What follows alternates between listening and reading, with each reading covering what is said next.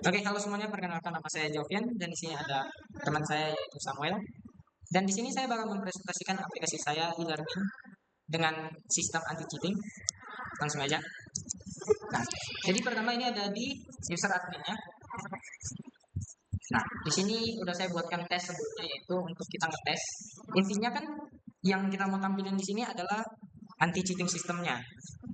Nah, bagaimanakah caranya kita menyuntik plugin ke dalam ibaratnya aplikasi e-learning? Karena e-learning itu kan pada dasarnya dari Moodle. Nah, Moodle-nya ini udah langsung disediain dari browser, jadi udah ada orang sebelumnya yang buat. Ibaratnya kayak template lah kalau di Canva. Cuma tinggal kita ubah-ubah. Nah, jadi kita tuh nggak bisa mengubah secara langsung kodenya semua. Yang bisa adalah kita tambahin kode baru. Nah, kode baru itu namanya plugin. Yang bisa kita lihat di site administration-nya. Nah, itu ada saya tambahin satu fitur bernama exam guard. Nah, di sini. Jadi sistemnya adalah nanti kita enable dulu exam guard-nya. Nah, baru kita tinggal ke kuisnya.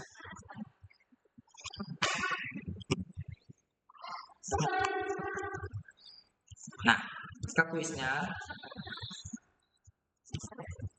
Nah, di sini ada setting. Nah, di setting ini nanti ada extra restriction on attempts. Nah, kita harus enable juga di sini. Jadi yang tadi itu untuk global, jadi supaya semuanya bisa aktif dan ini yang bekerja langsung di dalam kuisnya. Gitu. Kita langsung misalkan si studentnya. Nah, ini studentnya lagi di dalam attempt atau lagi di ujiannya ibaratnya. Kita pencet F12 saja. Nah, sini ada networknya. Ketika kita reload, di sini ada beberapa yang harus diperhatikan yaitu heartbeat-nya. Ini adalah salah satu plugin yang dimasukkan melalui Google-nya. Jadi heartbeat itu ibarat koneksi. Jadi browser itu kan menggunakan koneksi. Nah, ketika koneksinya ada gangguan, nah nanti dia bakal terpicu heartbeat-nya, yaitu stop entah beberapa detik atau selama beberapa detik itulah kira-kira. Nah, lalu ada event. Event ini adalah ketika kita entah duplikat tab. Ini kan posisinya masih satu nih. Kalau misalnya kita pencet duplikat tab, nah nanti dia muncul event di sini. Itu menandakan kalau dia sedang melakukan kecurangan secara tidak langsung. Jadi ini untuk tampilan secara langsungnya. Nah, terus di bagian si adminnya atau di bagian pengawasnya nantinya yang mengawasi ujiannya itu mereka juga bisa lihat apa kecurangan yang dilakukan. Yaitu ada di sini kita mencet more, lalu kita cari di bagian sebenarnya oh nggak pas. Nah, di result kita pencet ada exam di sini. Nah, jadi ini adalah attempt sessionnya student satu ini yang tadi melakukan ujian. Kita bisa melihat nih apa saja sih yang dia lakukan kecurangan di sini. Kita bisa tinggal mencari review versionnya. Nah, kita bisa kelihatan nih. Jadi kuisnya itu tes 2, itu namanya tadi. Ya kan? Course-nya apa? Ketahuan. Quiz attempt-nya udah keberapa? Reviewnya ini semua muncul data-datanya.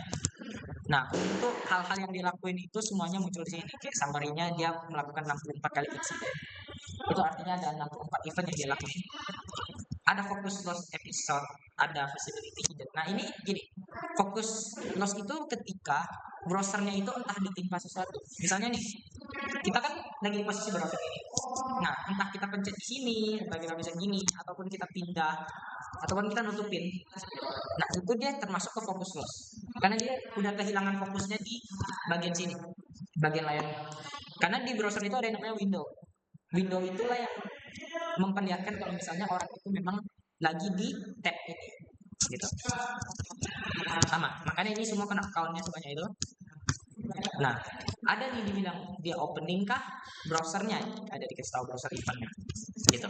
Jadi semuanya penjelasannya ada muncul di sini. Nah, lalu nanti ketika tes-tesnya semua ini, nah ini kan ibaratnya masih dari Moodle-nya, sedangkan nanti ada web khususnya untuk monitoring. Jadi kita bisa lihat. Nah, misalnya heartbeat-nya ini kan masih oke nih dalam kondisi baik. Ini ada yang kondisinya jelek. Nah, jadi sistemnya itu adalah ada violation, jadi kayak poin pelanggaran. Misalnya nih, dia berpindah tab. Itu kan bisa aja nggak sengaja kan. Jadi kita nggak bisa langsung panis gitu aja. Nah, jadi ada violence point di mana misalnya nanti dia nggak sengaja pencet pindah tab atau apa-apa itu dikenakan 1 poin. Nah, ketika dia mencapai poin tertentu, misal poinnya 3, kita anggap. Nah, nanti dia terkena notif pelanggaran terlebih dahulu. Itu yang paling pertama. Lalu misalnya dia mencapai poin 5. Nah, itu ujiannya bakal refresh. Tapi timernya tetap berjalan. Terakhir kalau dia tetap maksa sampai 10 violence point. Nah, nanti dia bakal nggak bisa mengikuti ujian lagi. Dan dia harus masukin kode dari pengawas. Jadi kodenya itu nanti pengawasnya harus generate. Baru kasih ke studentnya yang melakukan pelanggaran tersebut. Nah, tapi kan itu udah nol, berarti dia nyontek. Bisa dikurangi nilai dari mapel yang gini atau langsung dinolkan aja, itu bisa dilakukan.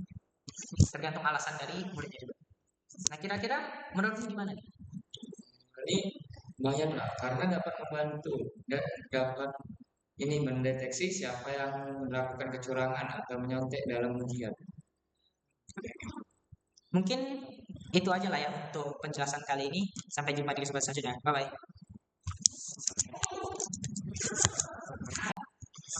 Oke, halo semuanya. Perkenalkan, nama saya Jovian dan si kawan saya yaitu Natal. Dan di sini saya bakal menjelaskan alur aplikasi saya, yaitu aplikasi e-learning berbasis monitoring cheating. Sengaja.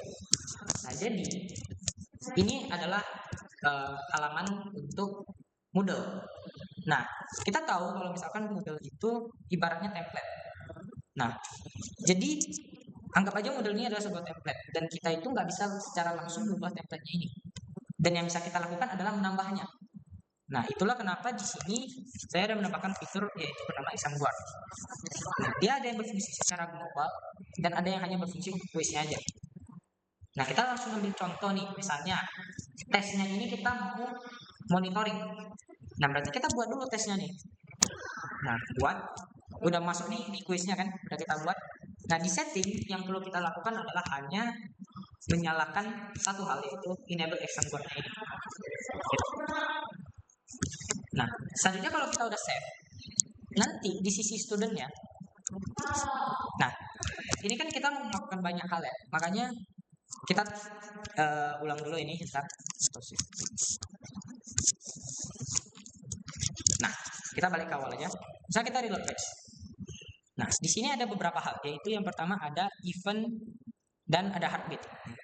Heartbeat ini berfungsi sebagai ketika kita kan tahu browser itu membutuhkan koneksi kan. Nah, siapa tahu ada koneksinya gangguan. Nah, itu kan berarti dia nggak bisa dianggap sebagai pelanggaran juga, karena cuma kegangguan internet. Tapi itu kan juga bisa menyebabkan loss fokus pada browser nantinya. Nah, itulah kenapa heartbeat ini berfungsi, karena supaya biar kita nggak ngepanis orang yang salah, padahal kan cuma masalah koneksi doang. Nah, selanjutnya itu ada event. Nah, event ini berisi, misalnya dia berpindah tab, menambah tab baru, lost focus artinya dia nggak fokus di browser itu lagi, atau misalnya dia melakukan 2 sesi sekaligus. Nah, itu semua bakal tercatat di eventnya. Nah, misalnya di sini kan ada new tab nih, kita pencet. Ingat eventnya cuma di sini tadi. Kita masuk, baru kita balik lagi. Nah, muncul langsung eventnya. Nah, eventnya itu berfungsi untuk melihat apakah kita melakukan kecurangan seperti itu. Sama juga, misalnya kita minimize nih, itu kan artinya udah hilang. Nah, sama kalau misalnya kita balik lagi, nanti dia muncul lagi. Nah, itu kenapa fungsinya event dan heartbeat. Nah, lalu monitoringnya gimana? Monitoringnya ada 2 cara misalnya. Yang pertama, raw-nya atau kayak mentahnya, itu kita bisa lihat melalui result. Nah, kita tinggal pencet exam guard. Nah, nanti di sini itu muncul semua session ID, artinya semua ujian yang pernah diikutin siswanya sebanyak apapun itu. Nah, baru misalnya ini ada student 1. Nah, ini biasanya kan namanya, misalnya entah nama Natal, entah nama Jovian atau apa semua gitu. Kelihatan. Dan bahkan dia melakukan quiz attempt-nya berapa kali kita udah ketahuan. Misalnya ini quiz attempt pertama, tapi ini kan ke 37 kan. Startnya kapan, bahkan endnya kapan. Seperti itu semua bisa terekam. Nah, baru cara ngeceknya gimana? Kita masuk dulu ke sini. Nah, baru di sini nanti kelihatan nih semuanya muncul. Nah, yang kita lanjutin adalah tinggal pencet review session. Nah, muncullah semua hal yang dilakukan dia. Misalnya, dia ada focus loss, kayak tadi saya bilang, lalu ada visibility hidden. Nah, ini tuh kan masih data mentah ya ibaratnya. Jadi belum diproses. Nggak mungkin kita langsung panis orang, ini kan sampai 47 lebih nih ya. Nah, entah sampai berapa, 47. Padahal mungkin aja dia cuma entah salah pencet atau apa, kita nggak tahu. Nah, itulah fungsinya nanti ada web monitoring. Nah, fungsi web monitoring ini adalah melihat dan mencatat jumlah filenya. Ini muncul di sini. Di sini ada file dashboard-nya ada berapa poinnya. Nah, jadi melalui tadi ini poinnya itu tak langsung dihitung. Jadi dia melihat dulu, menganalisis dulu. Jadi di belakangnya ini ada lagi bagiannya. Anggap aja ada 3 sekarang. Pertama kan tadi Moodle ya. Nah ini untuk bagian depannya cuma kuis dan mendeteksi ada hal-hal apa aja sih. Terus yang di tengah ini adalah fungsinya untuk mengirim data. Tapi sebelum dia mengirim data ke web monitoring ini, dia itu melakukan analisis terlebih dahulu. Apakah ini bisa dimasukkan sebagai violence atau enggak? Nah baru di terakhir ini web monitoring kita bisa lihat monitoring eventnya dia ngapain aja. Misal dia kelihatan tuh kalau misalnya windownya blur selama 3,4 detik berarti udah kehitung sebagai tap switch.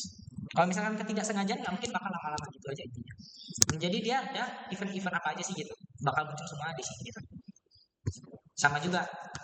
Nah jadi sistemnya ini kan violation point. Nah jadi ketika dia menyentuh jumlah poin tertentu baru dia kena punishment. Misalnya dia menyentuh 3 poin, nanti dia bakal dikasih notifikasi langsung ke Moodle dari Moodle. Misalnya dia capai 5 atau 7 poin.